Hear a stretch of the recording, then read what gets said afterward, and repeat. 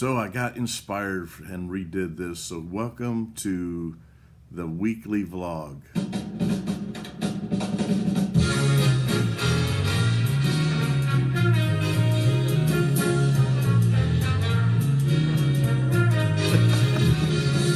Y'all know that song?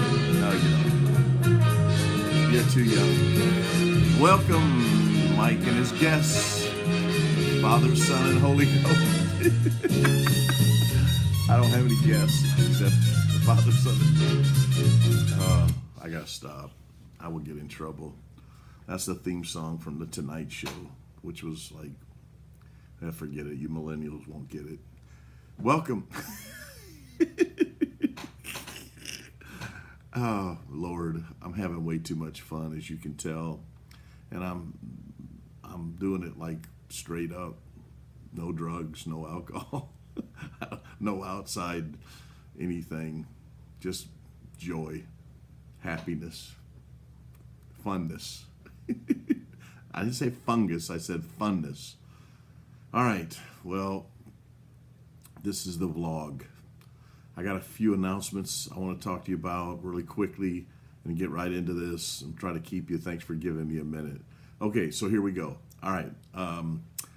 I need you to sign up for the School of Favor and Influence, which is November 10th and 11th. And Monday is the cutoff date. And we need more people. I mean, we need more people. It's just that way. We can't have a conference without people. And not hardly anybody has signed up. So I need you to get on there right now. Go on the Facebook page. There's a connection. There's a link. You get signed up. It's $40. It's a great weekend. This weekend is about finding your identity as a son or daughter of God and walking in it. That's what Jesus did. In fact, the only incident recorded in Jesus' young life was when he was 12 years old. In Luke 2, it says, you know, that Jesus, when he went back after they found him in the temple, which they lost him, and it says he went back and he grew in wisdom and stature and favor with God and with man. Now think about that. The Son of God grew in favor, in stature, in wisdom. And how he did that was by becoming and walking out his sonship. And so this is what this weekend's all about. And many of you need to figure this out because you need more favor. You need more wisdom. You just need God to do a work in your life. And the only way that God can do that is for you to find out who you are and what he's already done. Many of you are asking God for things that he's already provided for you that you just haven't woke up to. And this is a wake-up weekend. It's a wake-up weekend that will change your life. So I need you to get on the Facebook page and click on the link for the school and pre-register. And the cutoff date is Monday. So please do that. Then we got lots of good things coming up for ministry. Sunday after church, we're having a short meeting for those who are going to help us out with the Kimbrough ministry and what's happening in a couple weeks. The ladies are coming in. We're busing them in. And they're going to be with us in worship. And then we're going to feed them lunch. And then we're going to hang out with them and bless them and love on them. And just minister to these ladies and watch God transform lives. So if you'll hang out with us a little bit after church Sunday morning, you'll hear more about that. And we need you. And then November 18th, we're doing a Hope Fest. We're going into a hotel in the region. And it's a hotel that where a lot of people, nearly, I think, 200 residents. And it's not like they're there for a night. They're kind of long-range guests there, and they're people who are just in need. They just need some hope. They just need love. They need Jesus. And we're going to go in, feed them lunch, feed them hope, feed them love, feed them the word, feed them encouragement, feed them prayer. And so if you want to be a part of that, you need to get signed up because we just need all the help we can get, and we're going to bless them in a big way. All right, let me share with you a little glimpse of what we're going to do. You know, I've been in this series, and Sunday will be part 6 of the All Mixed Up series. And this Sunday we're going to talk about, I think people are mixed up. and we're gonna talk about sons or slaves.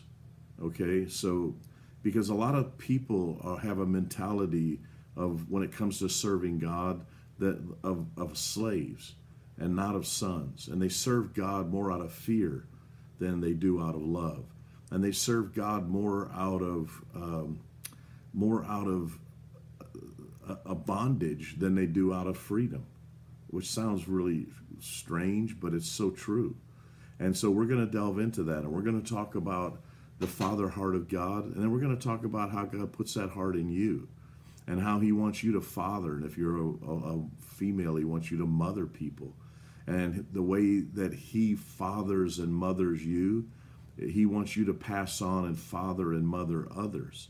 And so we're going to talk about what that represents and how God's looking for fathers. There's a great need in the church across the body of Christ, especially as it comes to how we're going to reach this millennial generation. And the only way we're going to reach them is if we take on the hearts of fathers and mothers. They're not going to respond to authoritarian type rule and leadership. They're not going to respond to corporate kind of leadership. They're going to only respond to fathers and mothers in the faith who love and who serve and who show by example the heart of the Father. You know, Paul wrote in 1 Corinthians chapter 4 to the church at Corinth, and here's what he said. He said, I'm not writing about these things to make you ashamed. See, and that shows you right there where Paul's heart was and where he was coming from, because he was coming from the heart of a true father. Real fathers don't use shame to motivate you. They use love. They use encouragement. They use affirmation. They don't use condemnation. And so he said, I'm not writing about these things to make you ashamed, but to warn and counsel you as beloved children. You know, that's what fathers do. Fathers counsel. Fathers do give warnings, and they only give warnings not out of a sense of, of a threat. A warning is not a threat.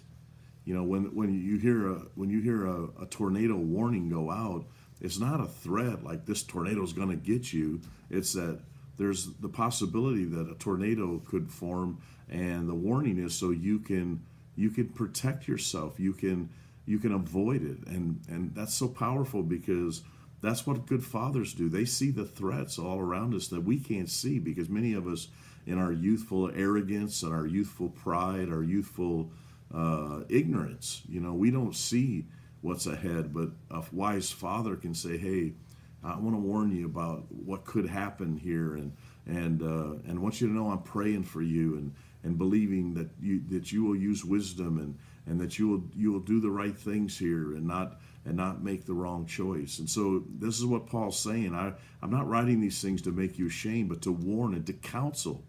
That's what fathers do. They counsel. They give advice. They don't tell you what to do, but they counsel you and say, here's some good options for you, and I want to encourage you to consider this. Maybe you haven't considered it, and I just counsel you to go this way. And then he goes on, he says, for although you may have 10,000 others teach you about Christ, remember that you have only me as your father. See, Paul had led these people to the Lord. He had fathered them in that sense in the gospel. And since his fathering of them, then many people came and poured into them, taught them, instructed them. We know from the book of Corinthians, some good, some not so good, but there were many, just like it is today. There's some good teaching and there's some bad teaching. There's some good people out there, and there's some people who you need to be careful. And a good father will walk with you in that. And not that we're being critical, or not that we're here to unveil or uncover people, but there's just certain things that again we need to be protecting ourselves and protecting one another. And Paul said, you have many people teaching you, but you have only one Father. And so you see, that's the heart of a father. I'm going to give you a few things here that a father does, that we're going to talk about, but I just want to give them to you so you can give it some thought. Number one, fathers love well. Fathers are good, are people. Now, remember, when I'm talking about fathers, I'm talking about in the gender neutral sense, that this applies for fathers and mothers, spiritual fathers, spiritual mothers. I just don't have time to get, to differentiate. So, because God is represented in both the male and the female. It says in the beginning, God created male and female in his image. So there's this male side of God and the female side of God, and you can't really understand God unless you understand God in the totality of the male and female, not just a male. God help us, because men, we really need to honor women and honor their position and their place in our lives and in the church, because the anointing and the blessing that God has put on women is very powerful. I can't get off on that. But anyway, so when I say fathers, just bear with me, because I'm talking to you spiritual mothers too. So fathers and mothers, they love well. They love well. This is something that the church is woefully in need of in our leadership, that we learn to love people. It's said that there's two kinds of people in the world: those who love and those who use you. And unfortunately, that's even true in the church. That there are lovers and there are users. And real fathers and mothers love well. And they're not using people. They're not abusing people. And so this is something that we're going to look at. Number two is fathers and mothers lead humbly. There's a humility about it. It's not leading from a position of arrogance, not leading from a position of dominance, not leading from a position of even authority. It's leading from a position of humility. Look at how Jesus led. He humbled himself, the Bible said. And he led from a position of humility. And what he did is he served. So fathers and mothers lead humbly. And they lead humbly by serving. They're the ones who are taking the towel, girding themselves, and washing one another's feet. And so we're going to look at that. We're going to look at how fathers and mothers correct tenderly. And why that's important that we correct, and that we correct tenderly. Because harshness and hardness will crush a child's spirit, will crush a new convert, will hurt and cause people to close up. And so there is a need for correction. Make no mistake about it. Whom the Lord loves, he corrects. And if you don't get corrected, then you're illegitimate, the Bible says. So thank God for his correction, and thank God that his correction comes from a tenderness and not from a harshness. And then number 4, we instruct intentionally. We're intentional about everything. Even when we're playing, there's an intentionality behind it. Because when we're playing and having fun, we never forget that there's things that we're learning, things to teach, things to grow in, things to experience in everything we go through. So we instruct intentionally. And then finally, we seek God passionately. So many people are in this mindset of, don't do as I do, just do as I say. But what the church is in desperate need of is people who are going after God passionately, and then they can look you in the eye and say, do as I do. And that's what a good father does. I'm not asking you to do something I'm not doing. I want you to follow me as I follow Christ. How many people are really bold enough to say that? They're really bold enough to say, you can follow me, you can trust me, because I'm following Christ. And if you follow me, you'll be following Christ. Most people say, well, don't do what I'm doing, but you need to go after God. Don't do it like I'm doing it, but you need, and that's such a contradiction. And so we need to go after God passionately. We're going to look at those things, and we're just going to have a great time. I'm going to put my theme song on and go out of here. God bless you.